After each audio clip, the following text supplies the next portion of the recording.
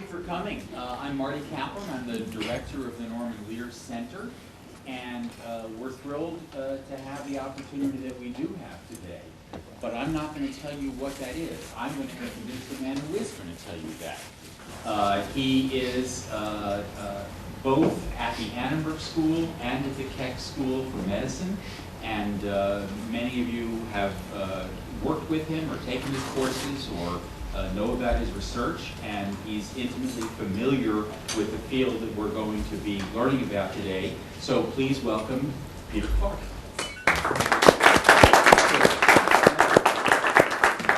Well, and thank you for coming, and it's such a pleasure because since 2004, when Ev Rogers died, we have gathered each year to celebrate his career, but also, even more importantly, perhaps recognize someone who has really contributed to the field of education entertainment. And there are a number of people in the room who I want to single out or identify for you, because one of them is a former recipient of the, or now has joined the legion of recipients of the Rogers Award, Miguel Sabido.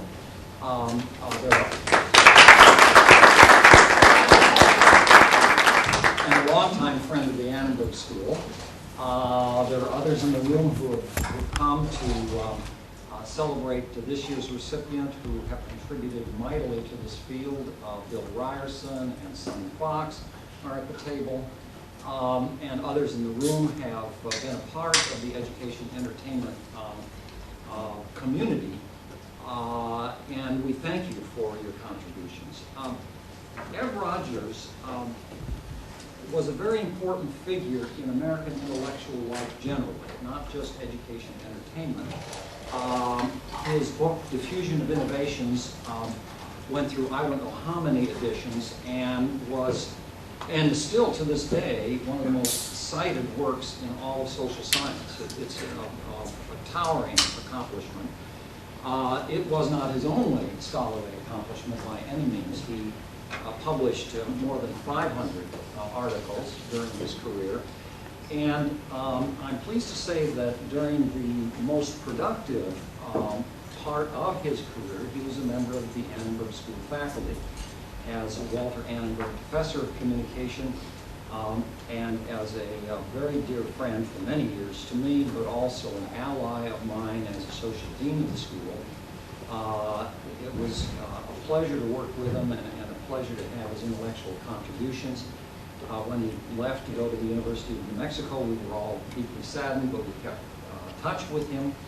And it's his career and his intellectual contributions that we celebrate in this award, and that set such a high standard for the people who we have conferred this award on.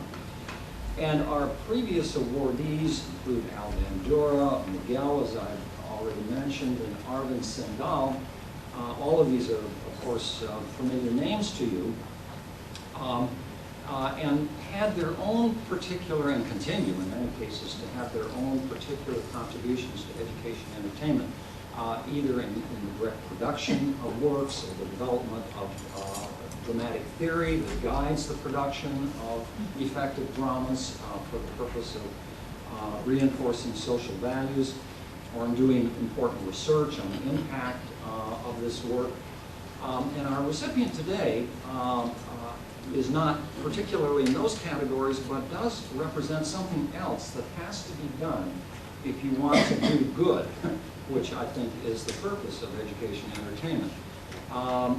You have to really mobilize political and economic voices and power in behalf of these ideas. And back in the 1960s and 1970s, it was by no means as accepted as it is today to talk about issues of procreative health in the media. It was not commonplace to talk about family size. It was certainly not commonplace to talk about gender stereotypes, particularly stereotyping of women. And the acceptance, the principle that these things should be welcomed into the entertainment sphere required the mobilization of important people. And our awardee this year played an unparalleled role in the mobilization of important people. That means heads of state, such as Indira Gandhi in India. That means network executives. That means the heads of production companies.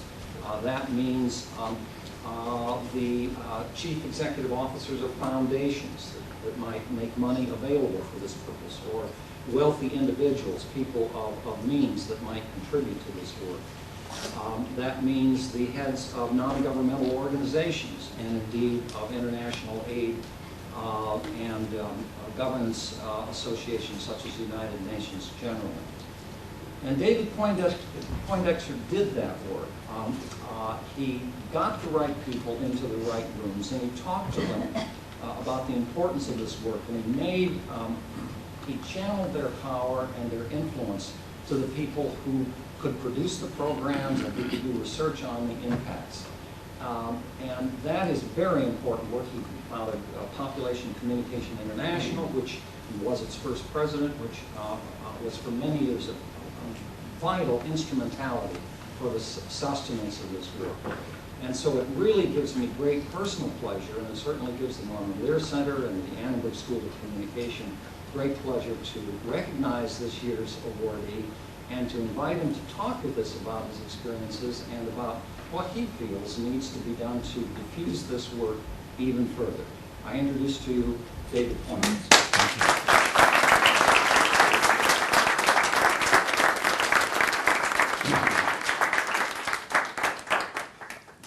And thank you, Peter.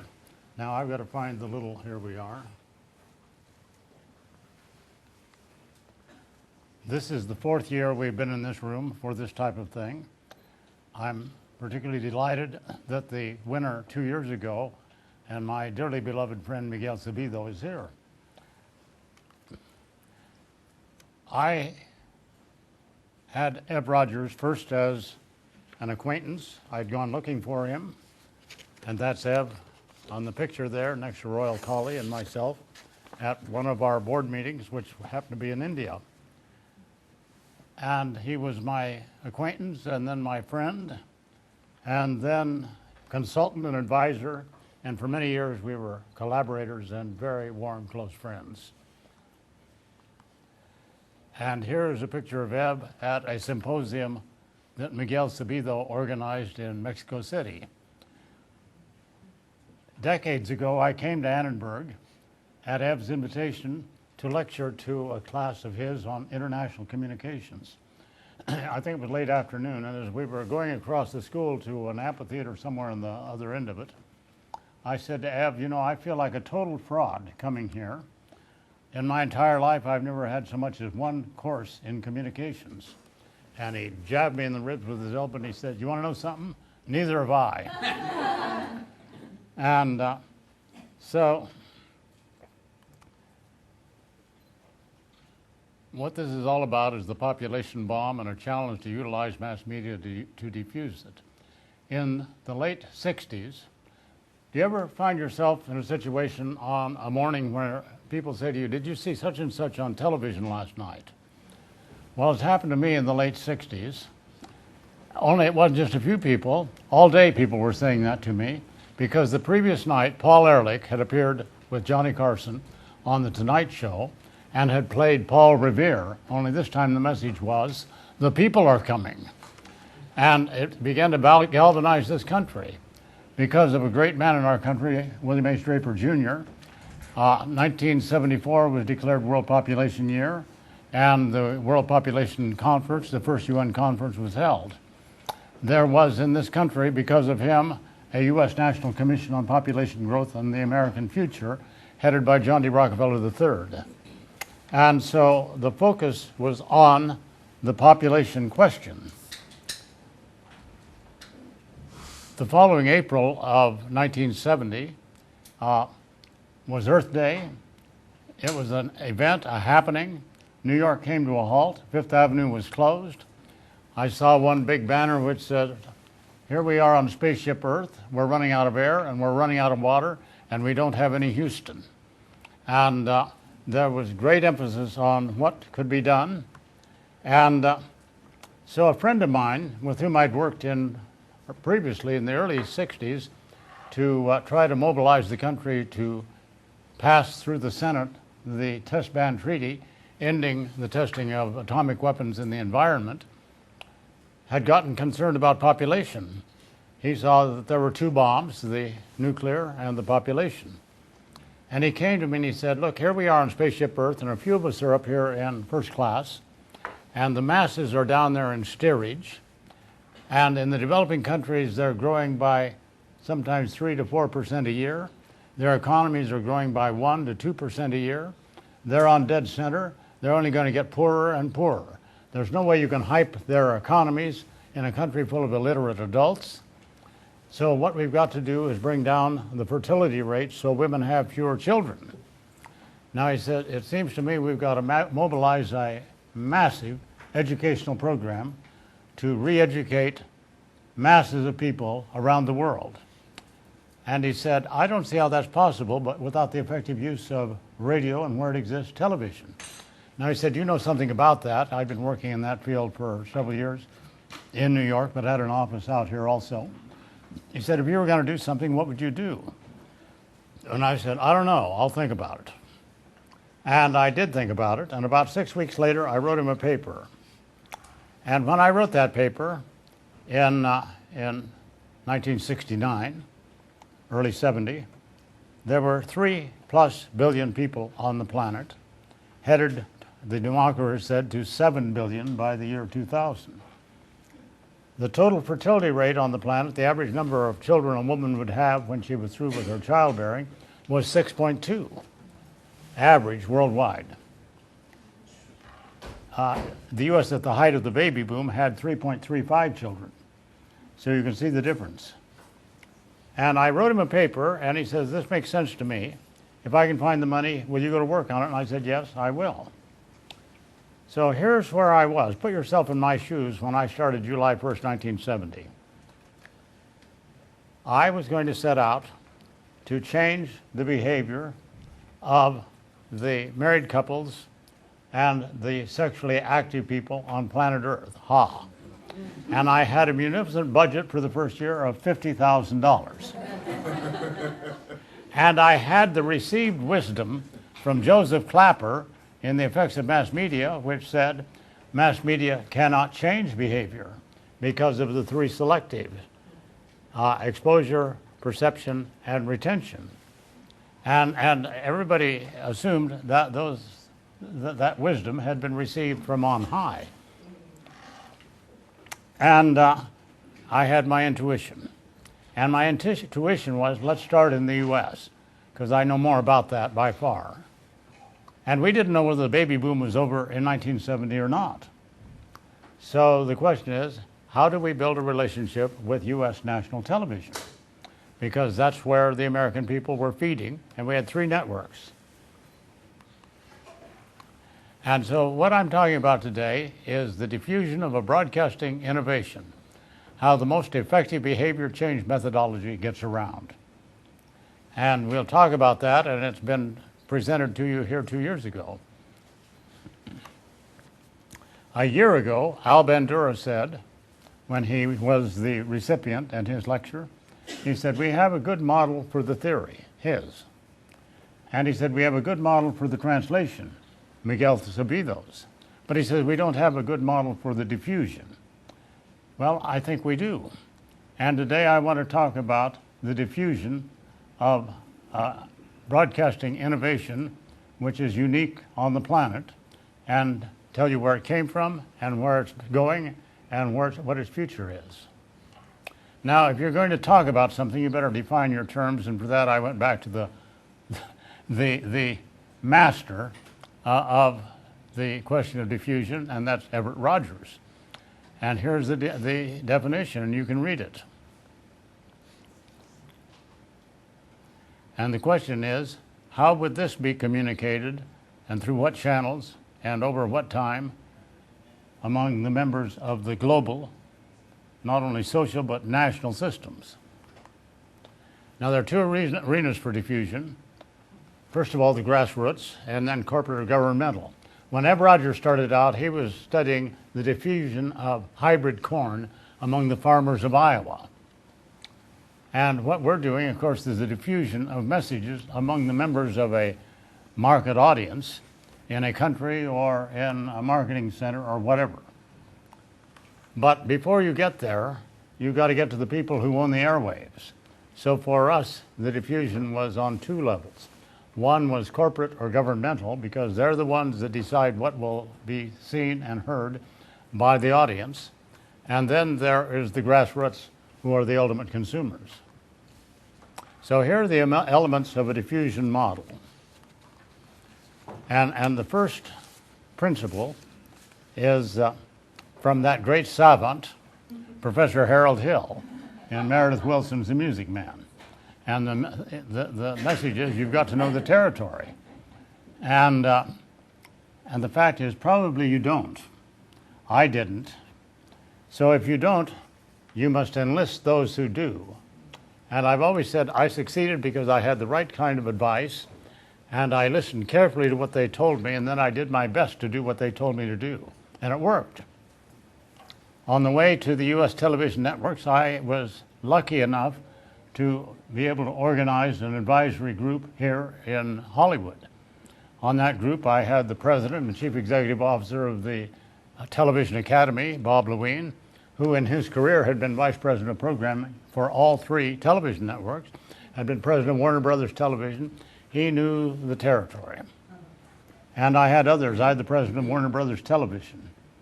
I had the staff vice president of NBC here on the coast, whose last name happened to be Sarnoff. I had a giant in the history of entertainment TV, a man named Harry Ackerman.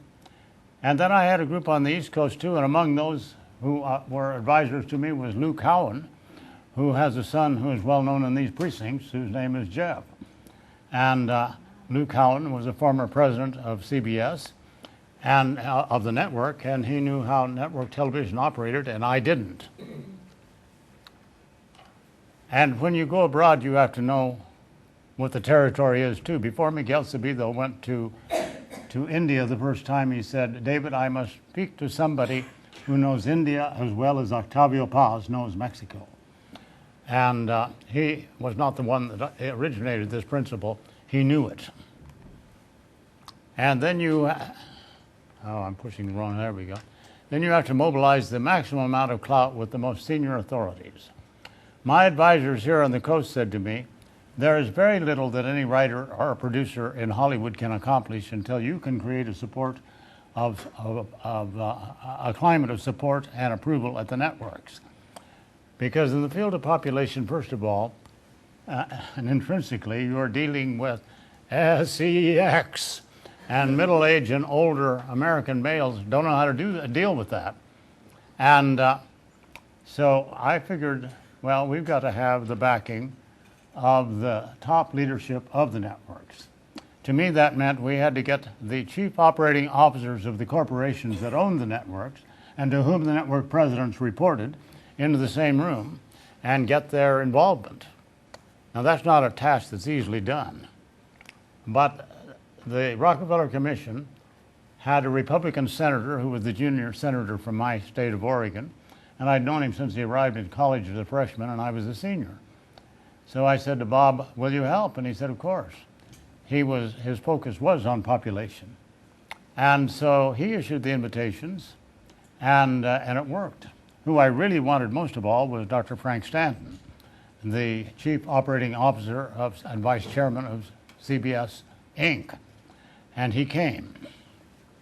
And we got his peers from NBC and ABC. And while we ate a delicious lunch in this suite in the Waldorf Towers, and I may say I had a blue ribbon committee that got them there. Others on the committee were the then UN Ambassador George H.W. Bush and Mr. Rockefeller himself. And when it all worked and it was over, my colleague said to me, I said, "Rodney, we got it all." And he said, well, they had to agree, otherwise Mr. Rockefeller might have bought their networks and fired them.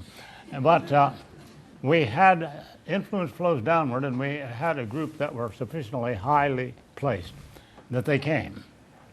And About 15 minutes into the lunch, when Bob had been laying out the domestic and international population realities, Dr. Stanton said to me, to the group, he said, "Senator, you don't have to convince us further about the importance of this, but you're talking to the wrong people. You ought to be out on the coast talking to the creative people." And at that point, I reached into a file folder leaning against the foot of my chair, and I pulled out a letter from Harry Ackerman. And I said, "I'd like to read you a letter received within the week from Harry Ackerman." And the sentence said, "There is very little that any writer or producer in Hollywood can accomplish on your subject until you can achieve a climate of support and approval at the networks." And Dr. Stanton gave me a big grin, and he said, "Okay, that's fair." And then he leaned across the table and he said, "So long as it's a quality program." And I said, "Dr. Stanton, if it's on my subject, unless it's a quality program, I don't want it on the air." He said, "We agree." So that's where we started. I came to the coast with those letters, and I almost had to bring smelling salts for the writers and producers. But suddenly here was a whole new area that they were welcome to begin exploring in, and they did. Well, you have to maximize the maximum amount of clout, and we were able to there. Stanton leaned across the table also and said, "And I'll tell you what to do.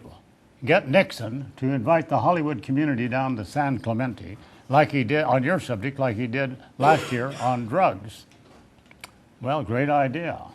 Years ago, Miguel Sabido said to me, "David, we've got to figure out how to get Rex and his backing for us, whoever is the Rex in your situation." So here was Rex. I ran it past Robert Finch, counselor to the president, and he said, "Forget it." Nixon ran that issue up the flagpole, and he didn't get anybody to salute it. And I ran it by Bill Sapphire, and he said the same thing.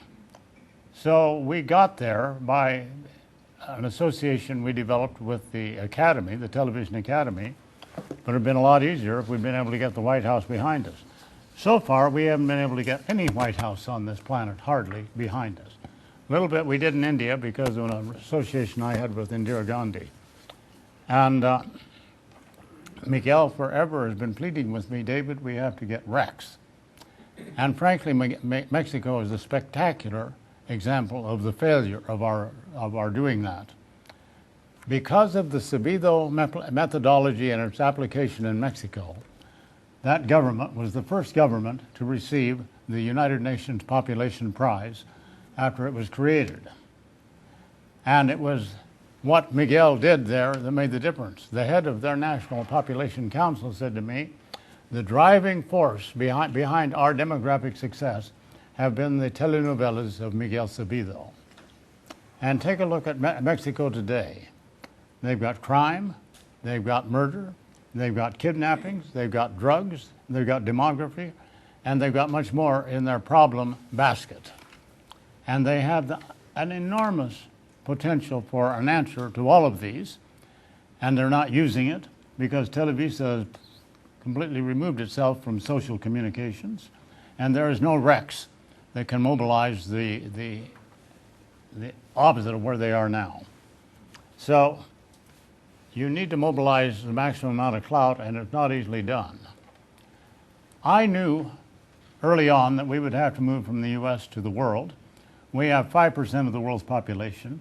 We were by this time in the early part of the 70s pretty sure the baby boom was over in this country. But around the world, when women are having 6.2 live children, the baby boom is going full blast. So the question was, how do we do it? I was pretty sure I knew how to operate in this country, but I was also pretty sure that what I knew was not particularly relevant to the realities of people living in the cultures and languages of a whole spectrum in Africa, Asia, Latin America, etc., Middle East. So I figured we've got to find an answer somewhere. How do we operate? And I was pretty sure that the answer would be found somewhere on the ground and not in this country. And I looked everywhere. I looked all over Africa. I looked all over Asia. And last of all, I looked next door in Mexico, and there I found my answer in September of 1977. And we got there because of the door was opened by the International Council of the Television Academy. And we came in at the top, which is where you would always like to, at the level of the owner, Emilio Azcárraga. He wasn't there. He was on one of his 2 yachts in the Mediterranean, where he always was in August and early September. But that day, we were sent by his very competent staff to meet with somebody named Miguel Sabido, who gave us a 3-hour lecture and spoke not one word of English. It was all with professional interpretation. And before he was through, I had had all the circuits of my nervous system blown from the top of my brain to my large toe. And I was pretty sure we were onto something, and that happened to be the first week that he was on the air with his next social content telenovela, Acompáñame. And you'll see a bit of it in a minute. Miguel said to me that day, we have done our homework. We know the situation in our country. We know what our methodology can accomplish. And the growth rate of Mexico in the year ahead will come down 0.4%. I was enormously skeptical because I had received wisdom. Ray Ravenholt was the head of the Office of Population of USAID, and Ray had informed me that the average result of a good country program would be the reduction of 0.1% in a year. There were 2 outstanding examples on the planet where it had come down 0.2% in a year, and this hombre in Mexico was telling me he was going to double the best model on the planet. And I wasn't terribly positive about the possibility. And he will never let me forget it. It came down 0.4% that year. It was unprecedented. And the head of the USAID population office said, everywhere I go, in pharmacies, in family planning centers, wherever, I say to people, why are you here? And they give me one word back, the name of the telenovela, Acompáñame. And I'd like to see just, well, I brought the word of that back to my advisory council in New York, and they were skeptical. And one of my members, Dick Manoff, who wrote the book Social Marketing, Dick said, Poindexter, forget it. What you say they're doing in Mexico, we couldn't do in this country, and for sure no developing country, including Mexico, could ever do it. Well, I'm sorry, Dick, I said, but they are doing it today and tomorrow and the rest of this week and every day of next week and on into the future. Well, he said, I won't believe it till I see the evidence. And I said, what evidence do you need to see? He said, I would like to see bits and pieces taken out of the 9-month-long telenovela so I could see a storyline through the whole 9 months. And then I would like to have 2 separate episodes so I could see a full episode early on and later on in the serial drama. And he said, of course, it will all have to have English subtitles because I don't understand Spanish. Well, to do that would have taken my entire budget for the next quadrennium. So I went to Miguel and I said, Miguel, I need this, please. And he said, all right. And I took those video materials to my advisory council, and it blew all the circuits in their brains and nervous system. And Manoff said, David, you're right. I was wrong. This is it. And another member who was head of the U.S. National Committee for the International Institute of Communication said, we must have this next year at our annual meeting in Strasbourg. And they also said, please bring this man to meet with us. We must meet him. So I'd like you to see just a little snippet of that first family planning telenovela, which really was not family planning, it was family harmony. The goal of nobody's life is to plan their family. Everybody wants to have a harmonious individual life, family life, community life, and national life, but you got a plan to get there, and that's the point. Que yo voy a dormir aquí en la cocina y tú allá adentro con los hombrecitos. Las mujeres aquí y ustedes los hombres allá adentro. Ahora sí ya te volviste loca. Ahora sí que te lleven al manicomio. ¿Qué? ¿Que no somos marido y mujer o qué? Sí, pero es que yo me estoy volviendo loca como todas. Suéltame, no quiero llenarme de hijos, no quiero más sufrimiento, no quiero más angustia, no quiero. ¡Cállate! Ay, Marta, pareces una loca. Sí, ¿Estoy loca? ¿Estoy loca porque quiero hablar contigo? Tú no eres una madre, ¿no? ¿O qué? Bueno, pues eres una persona a la que se le debe de tener, yo supongo, toda la confianza. Es que no puedo más, mamá, no puedo más, no puedo más. Cállate, que vas a... Ya, bájale, hombre. Sí, quiero despertarlos a todos. Pero, ¿qué tienes, hija? ¿Qué tienes? Tengo miedo, mamá. Tengo muchísimo miedo. ¿Pero de qué, hija?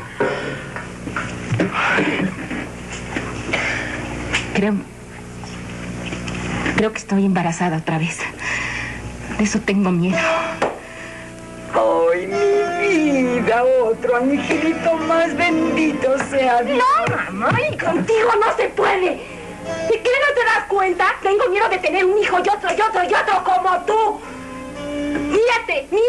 Mírame, mamá, tengo 24 años y parezco una mujer de 30. Y tú mírate, eres una mujer acabada.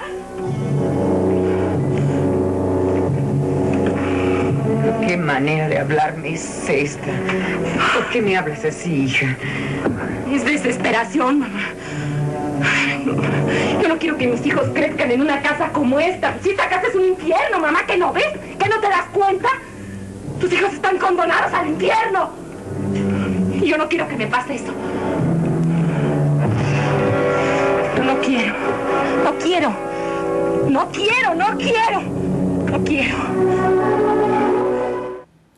And that's what Mexico was looking at, and that's what delivered the reduction in the growth rate and the family size of Mexico. When that went on the air, the average woman was having 5.2 live children. Today, in the Valley of Mexico, where live 1/3 of the population, the family size is smaller than in this country. And what Miguel did not go the full length of what it should have because of the company, but it made the vital difference for that country. So you got to find individuals and networks to help you open doors. I don't want to go into that much, but the Commonwealth Broadcasting Association has helped. The International Institute for Communications helped. The International Council of the Television Academy helped. UNFPA has helped a lot. The networks exist, and we have utilized them and still look for them. And then the time came to explore targets for diffusion.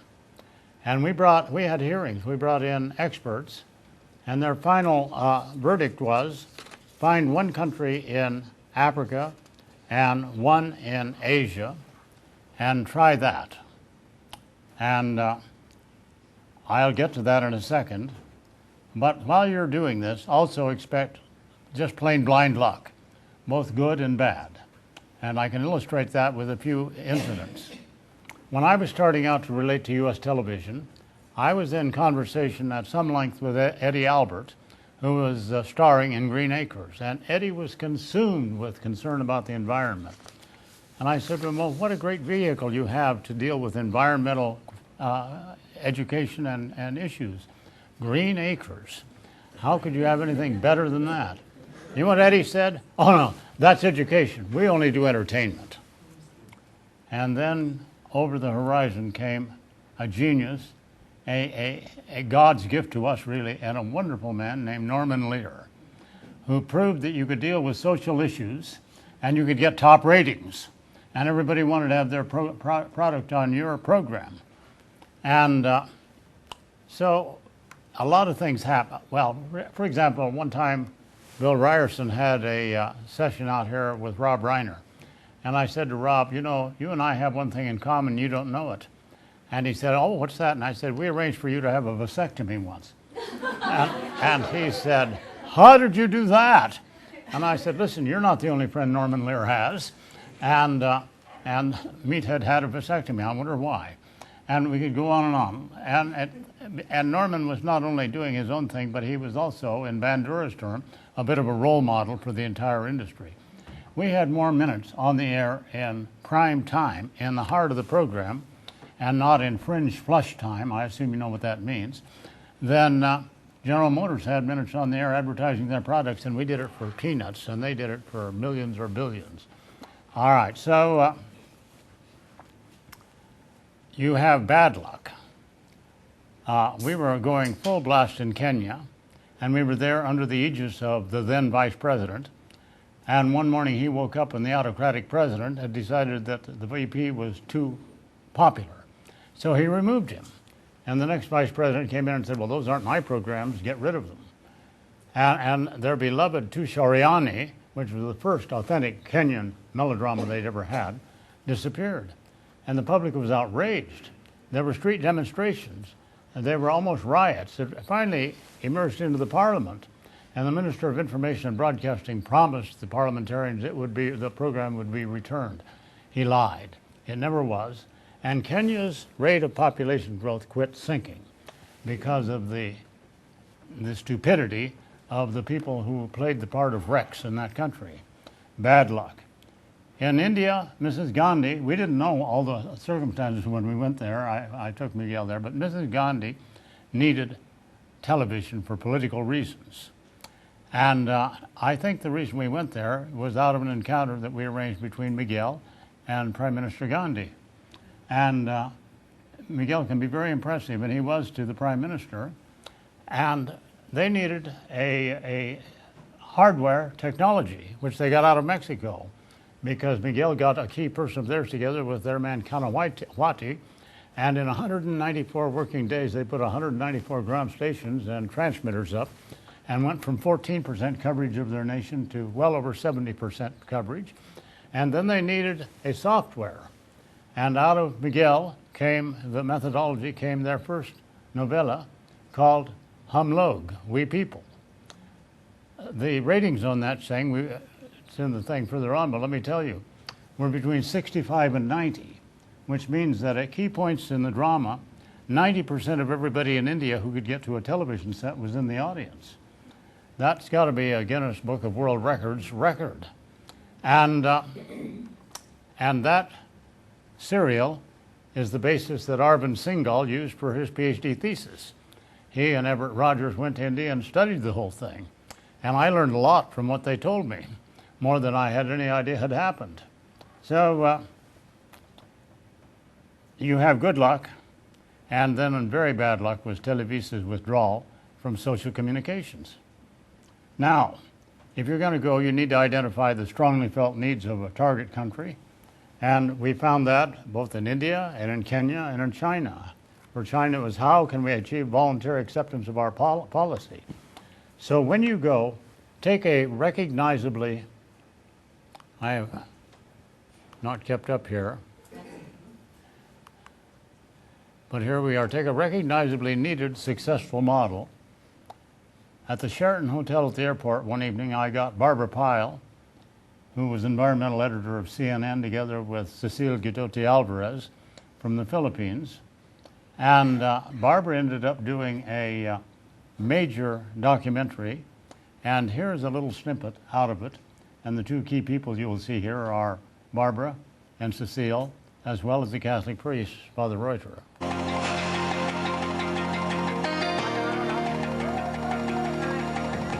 In developing countries, soap operas aren't selling soap. They're selling social change. In the Philippines, I went behind the scenes on a brand new soap opera. It's giving people a different perspective on issues like family science.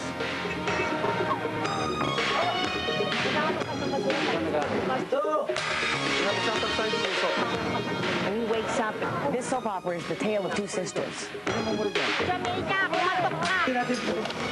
It's called Salisi what? Salising buhay. It's interweaving lives.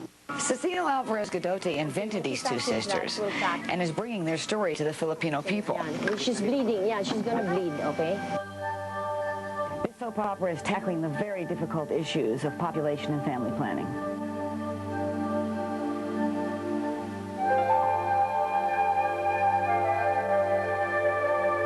What Cecile wants to do is create behavioral change. Tell me what the basis of this story is. Well, the basis of this story is to have a comparison between a negative model and a positive model. The empowerment of women is so important in the population issue. The heart of this series is an incredibly dramatic story of two sisters, one named Monica and the other Marita. Marita is the sister that eloped at the age of 16 and began having children immediately. and she's been having a baby every year. And this is because she didn't know any better, and she couldn't stand up to her husband, who was insisting on having a boy.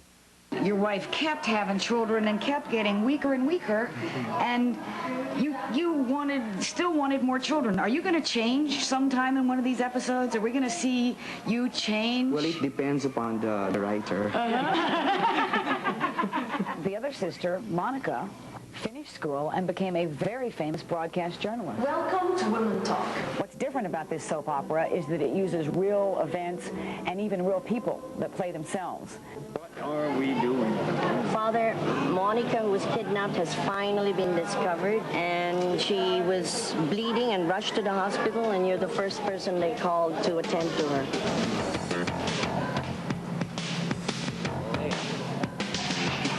Is our almost dead Monica here yet? It's not hard for the man who plays the priest to get into character. He is a priest. He plays himself. I was very moved by the actual scenes themselves, and also by the people who are part of this project.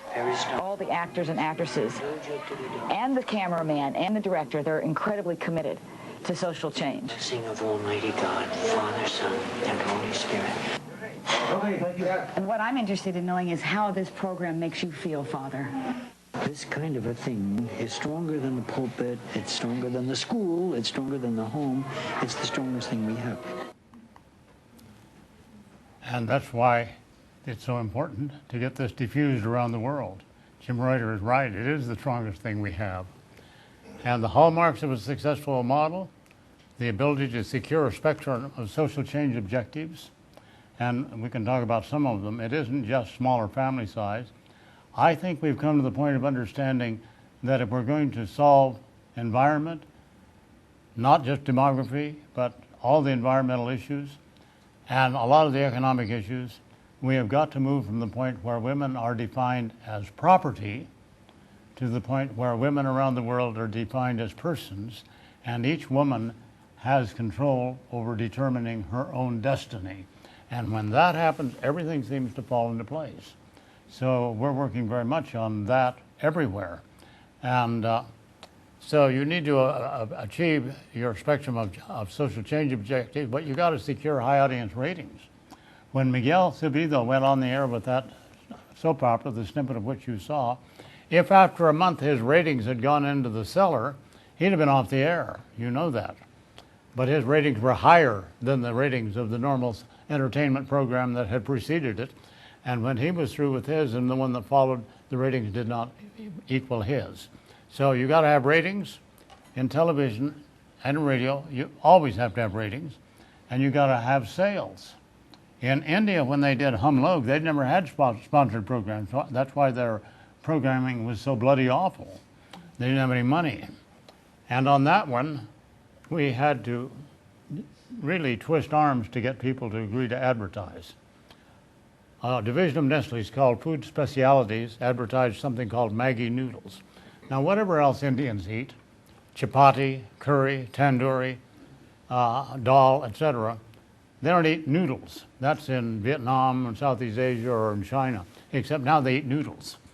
Because Maggi noodles was advertising a boil in a bag full of noodles and another plastic thing with sauce in it. You dump the noodles, squirt the sauce over, and you have a meal. And the sales went through the ceiling. And they started from nothing, and they went by hundreds and hundreds and hundreds of percentage points. And it brought sponsored television to India. And that's a whole other story we won't take time for. But you can have sales, believe me. And then you got to secure the funding. And I won't take a lot of time on this except to say it's hard work. Because Rex doesn't understand this. You talk about soap opera. I am the person that got the word soap opera into a UN document. And I had battles doing that.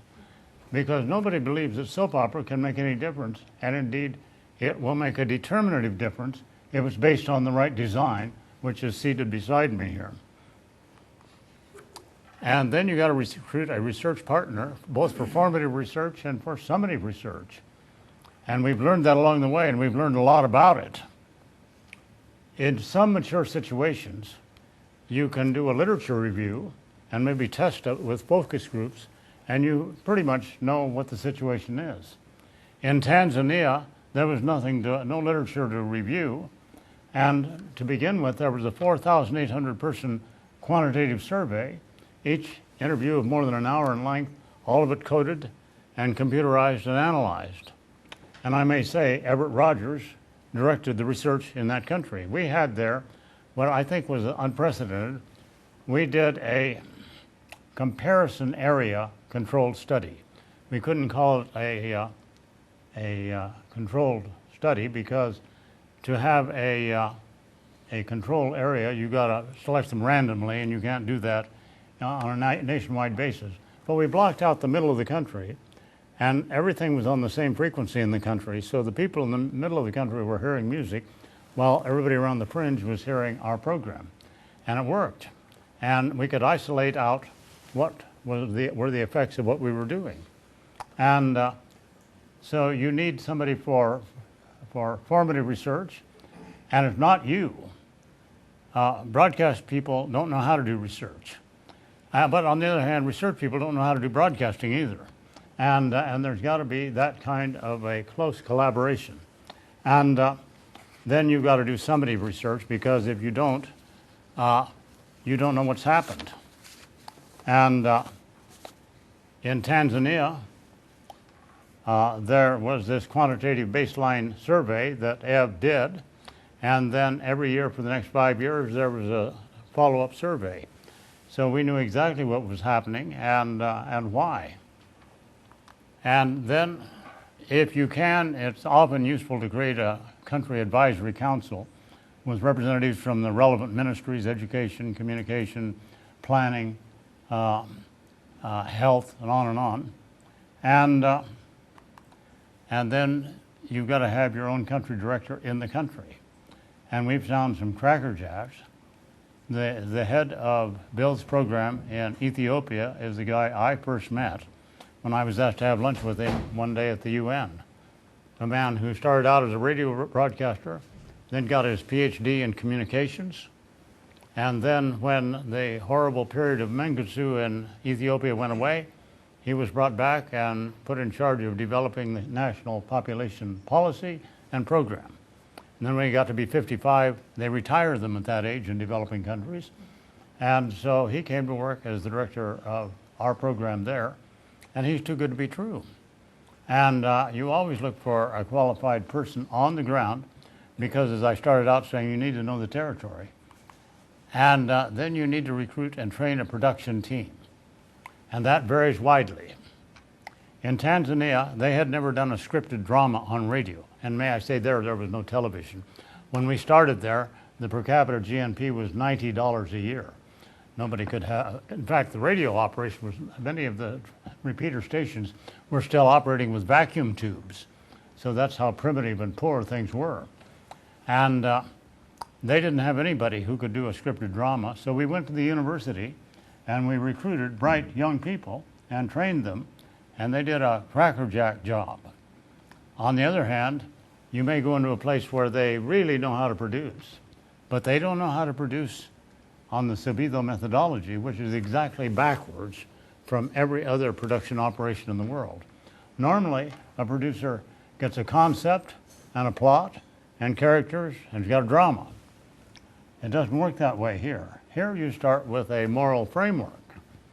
For years, Miguel Sabido said to me, what gives me the right to determine what is the good and what is the not good in Mexico? And he agonized over that. Nobody would tell him. The government didn't know. And he could find, the church would say one thing and the Communist Party on the other hand would say another thing, but who spoke? And finally, and this is one of the great contributions of the United Nations, in 1994 at the UN International Conference on Population and Development, the document of that conference brought together all the declarations and covenants of the United Nations, beginning with Eleanor Roosevelt's Universal Declaration of Human Rights. And they put them together in a coherent document that said, well, it was really a code of conduct for human beings on this planet, and every government on the planet endorsed it. And now I can go into anybody's country and I can say, this is the good and this is the not good. And they can't contradict me because we have a document and they ratified it. So you start with your moral foundation, and then you've got to do a whole values and social analysis. I won't take time to go into it now, but it deals with economic matters, family matters, educational matters, health matters, on and on. Because you've got to say, this is the good and this is the not good. It is good that a husband and wife love each other. Well, what does that mean? Because we're going to be acting it out. And it's not just a statement on paper. It is the basis for drama. And it is not good, and on and on. So I could tell you a hilarious tale, a wonderful tale out of China, but I don't think we got time today. And then you produce the initial episodes of the serial, and you take them out and field test them. In Tanzania, they took them out and rolled the car and just about killed themselves. But you take them out and field test them, and bring them back, and based on the field test, you revise them, and then you go into production. I'll take time for one little incident. We did this in St. Lucia, and our trainers were from Kenya. And after they had produced the initial things, then the Kenyans went home, and the production team went into business to produce the first, I don't know, 20 or 30 episodes of the serial. You got to have stuff in the can before you go on the air. And then they came back, and it was in their patois, so they started playing them. And Tom began commenting, and they said, oh no, you can't comment on this. This is in our Creole. And Tom said, what you don't understand is, your Creole is the language I hear every day on the streets of Mombasa, Kenya. And my hair stood straight up. The world suddenly shrank a lot.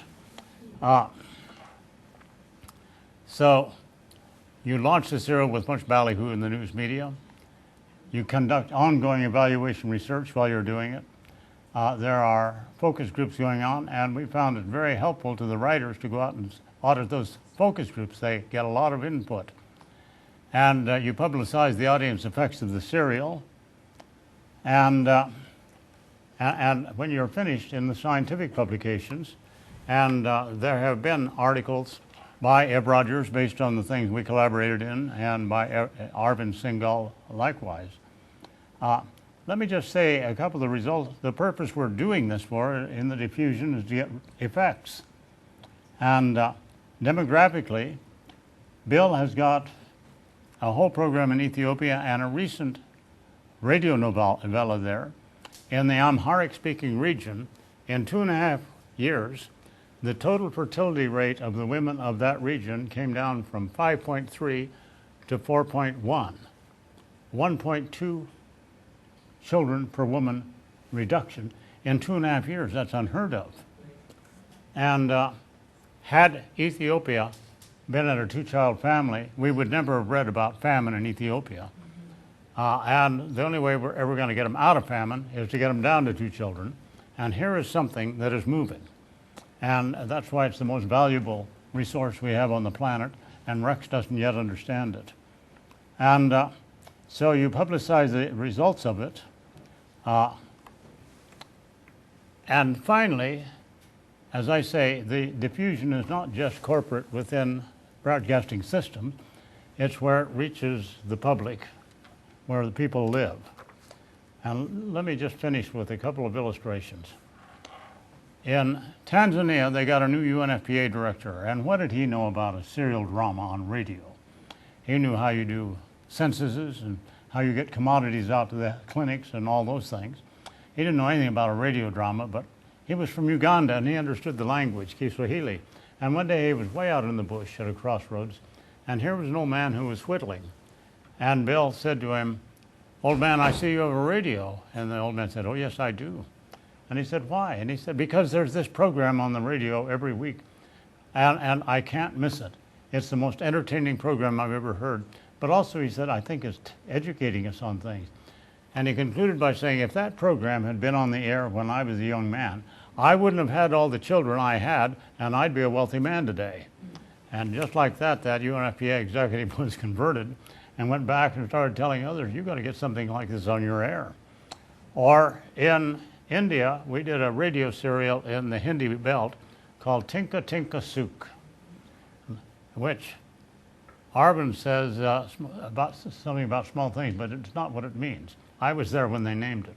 It means little step to a better life. A tinka is a twig a bird builds a nest with. And we got about 160,000 letters to the station from that, but the one that everybody loved was a poster-sized letter that came in, and on the front of it was the whole letter. On the back were the signatures of a large share of the people in the village. And what it said is, you have taken us out of the darkness of centuries into the light. And then there were three major points. One is, for the first time, we understand the evil of dowry. And all of us who have signed this letter agree that never again will we agree to either accept or give dowry. That's pretty radical in India and wonderful. And then further down it says, and for the first time we have come to understand what we didn't know, that girls can learn like boys can. And we think that they should be educated, and from now on in our village they will be educated. Bingo. On the back of it, there are rows of thumbprints of village wives who somebody signed their name. Well, that's not the future of that village now. And then further down they said, and we also have come to understand the importance of small families. And we think husbands and wives should discuss this together and agree upon it, which is exactly what we're talking about, because the precursor for a couple going for family planning is spousal communication. And husbands and wives don't really know how to talk about things that are very intimate this way, but you can role play it for them in the drama, and they learn how you do it from listening to the drama. And then they go into their own communication, and then they go to the clinic. And it was so remarkable in that village that Bill found some money, and Ev and Arvind went back and studied that village. And it formed the basis of a book they did on entertainment education. And finally, do you know how you get a bride in Ethiopia, or historically, traditionally you have? You abduct her and rape her, and then her family won't take her back, and then you have your bride. Nice, huh? And we got a letter, well, that's the same area where the fertility rate has come down. We got a letter from one couple who said, our 13-year-old daughter was abducted and we lost her. And so we kept our 10-year-old daughter home because we couldn't bear the thought of losing her. But you have so changed the understanding and behavior of everybody in our part of Ethiopia that we no longer have to fear this, so now our daughter is back in school. I think it's a wonderful letter. And that's the diffusion of this, of what is the most effective broadcast methodology in the world. And you've got to continue the process.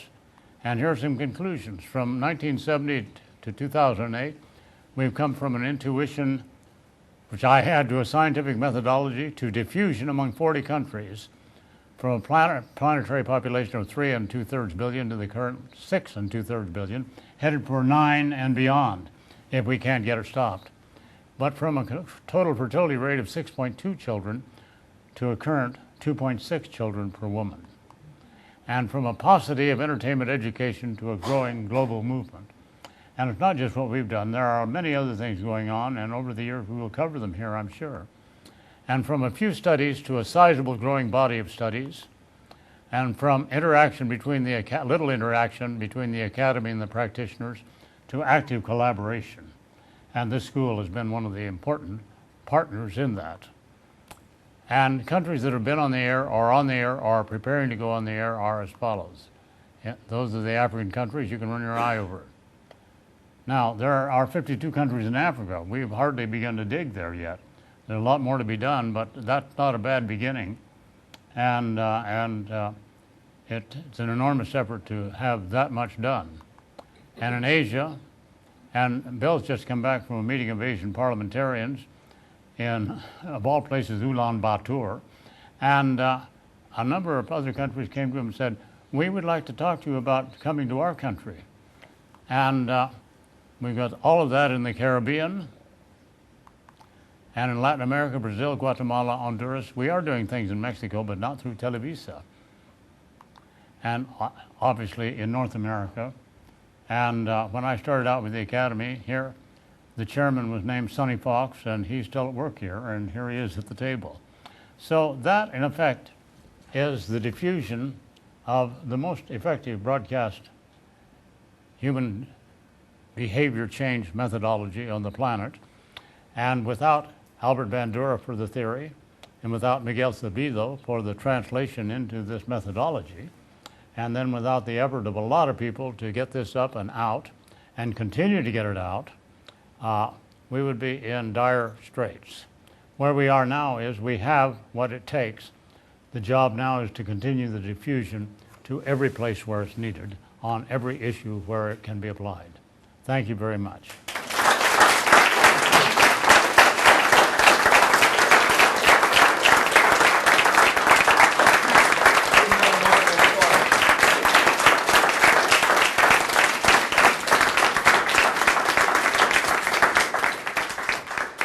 David, I think you'd take some questions, wouldn't you? I'd be happy to take questions.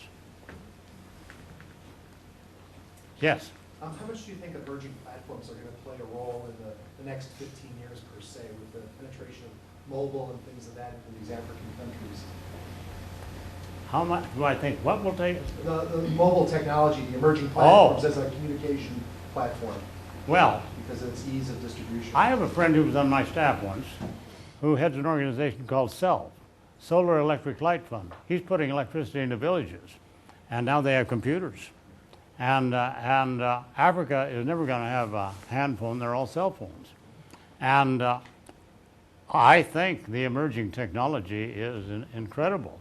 You know, what's the chap at MIT who I heard under Miguel Sabido's auspices at Televisa. And he's now got the computer that everybody can have. And I think all of this is going to make a big difference. And I don't think we're restricted just to radio or television. I think we're going to be on the web all over the place, and Miguel has pioneered on that with web novellas. And I don't know where it's all going, but it is going.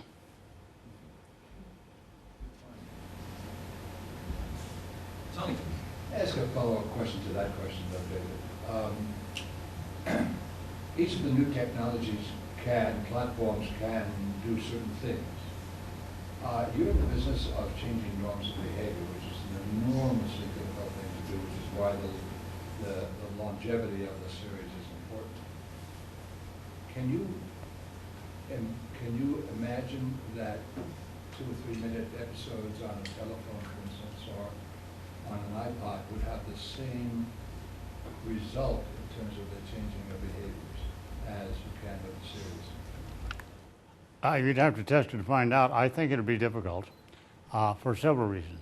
One of the things that's important is group listening. When families listen together, it's different than when individuals are in isolation listening. The dynamics are different. And secondly, you've got to have people involved. What this means is, Bandura says, behavior is caused by role modeling. And if you want to change behavior, then you have to have adequate role models.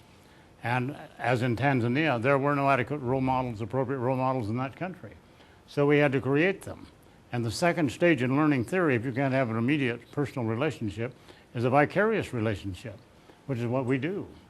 And therefore, you've got to have a medium whereby the receiver can develop a real relationship with the characters of the drama.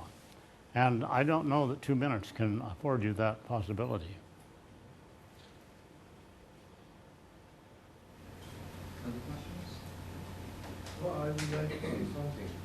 5 years ago, in Mexico, we made a kind of effort of that kind of thing. We had made the web, the internet, small episodes of 4 or 5 minutes, and fighting against AIDS between the teens. And from those 5 minutes episodes, you could jump to a room for girls or for boys, or a chat, or using all the wonderful resources that has internet, the computer, and it worked beautifully. And in this moment here in the United States, I don't know exactly the address, but they are using the serial of the computer, and in Mexico, Televisa is using it not for entertainment education, only for commercial purposes.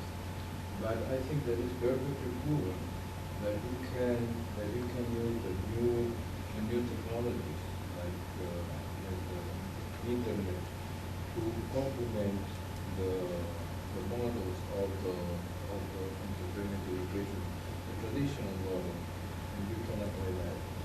But I think that the real problem, we have been working daily, 30 years or more than years, and well, 20 years ago, it was perfectly proven not only one methodology, my methodology is the central point of my methodology is the serial.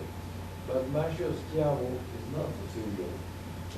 He is different. The methodology is different. Okay, so at least we have two proven methodologies in the world. Two methodologies that doesn't you don't lose rating or sales using these methodologies, and you can have social benefits. So if we have the methodologies, if they are perfectly proven 20 or 25 years ago, if we have so many proofs, why we are exactly in the same place as 20 years ago? I think that is the real problem. And the problem is that the licenses of television, the commercial licenses of television, they are businessmen and they are not interested at all in the social benefits. Emilio Garramilmo was an exception, a really wonderful exception, because he led us to work and he encouraged me and encouraged David to go to other countries and to try to spread the methodology all around the world. But the enormous problem in this moment is how are you going to move the licenses? That is the real problem. How are you going to move the Marino, the Escarragal, all these businessmen that they are interested in money? That is the real problem. Marshall Schiavo has a wonderful idea. I think that is the next March, isn't it? April. Next March, he's going to have a conference to try to find a new methodology to combine the RECs. How are you going to combine the president of the country that the frequencies of television doesn't belong to the licenses, but to the people, to the waves in the air belong to the people, not to the licenses. So in this moment, it's very important that all of us try to find out a way to convince the licenses. And I think really Annenberg, the school of communication, is really revolutionary, because it was the first university that took seriously the methodology of the entertainment education, and I'm very sad to say that, because my own university, the Universidad Nacional Autónoma de Mexico, when I proposed them to give classes and to have small Center for the Entertainment Education, they said, oh, no, television is not academic. I'm very sad to say it. And I have to say that Annenberg is really glorious because he's the first, and I think the only one, that took seriously the problem of the entertainment education as an academic issue. And I think that from here, from Annenberg, we had here, I don't know if you remember, we got here when we yes, 1989, that's the right. first encounter. In this room. You're sitting in the room where this started. Of the academic education. And it would be marvelous, really, that Annenberg would take all the proofs that we have all around the world. We have really hundreds of proofs, and put it together and send it to the licensees and say, hey, you're not going to lose a rating, you're not going to lose money, you're going to be very rich, and you are going to help your society, your people. But only a university so important like USC can do this work. I think that the work that David did was really fantastic. He was a kind of apostle. He went all around the world. Really, I think that the word is apostle because troubadour. And but now the personal work is over. It's over. They can't do it anymore. And it's Annenberg who can do it. Oh, Annenberg or any university like Cambridge or Harvard or maybe Dr. Abdulah's Stanford. And to put together all the media that you said precisely, television, internet, radio, comics, everything together. But I think that I feel awful to say that. Let me give you a small piece of hope. I've been invited by Hofstra University to mount a conference about this whole thing in March, and they're going to invite the communications and development and public health people from all the universities of the Northeast to attend on this to see if we can spread the word a little bit more deeply and widely about it. Who's doing this? Hofstra? Hofstra University in Hempstead, Long Island. I've been there. So that'll be good. No, It's the same class as Marcus Kelly. Because Marcus is going to be in Rio. Yeah, in April. I don't know anything about it. But I think that is the new step. We need a new step for the academic education.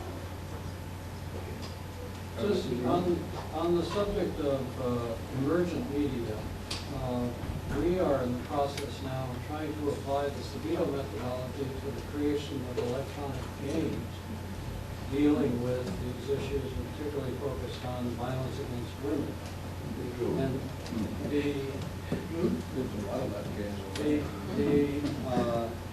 UN Population Fund has supported us in the e-gaming department of the University of Vermont to create this where it will not be like a single episode. It will be an evolution of characters within the game, and the players forming bonds with those characters over time, so that as they play the game and achieve higher and higher levels of competency with the game, they will serve the characters in the game evolving. And earn points themselves. And earn points. Very strategic. Well, thank you very much, Marty. Do you have some parting words from the Norman Lear Center to share with people? Yes, for those of you who are not familiar with the way in which we at the Lear Center have tried to carry this torch forward, I urge you to look at our program called Hollywood Health and Society. The staff, the amazing staff of that program are here. The director of the program, Sandra DeCastro Buffington, would love to hear from you. We are very fortunate of the number of students who work on projects with us, doing research and working with TV shows. And we'd be delighted to take advantage of your interest in this subject and move it forward. So thank you, Peter. Thank you so much, David. Thank you, Miguel, and all our distinguished guests, and thanks for being here.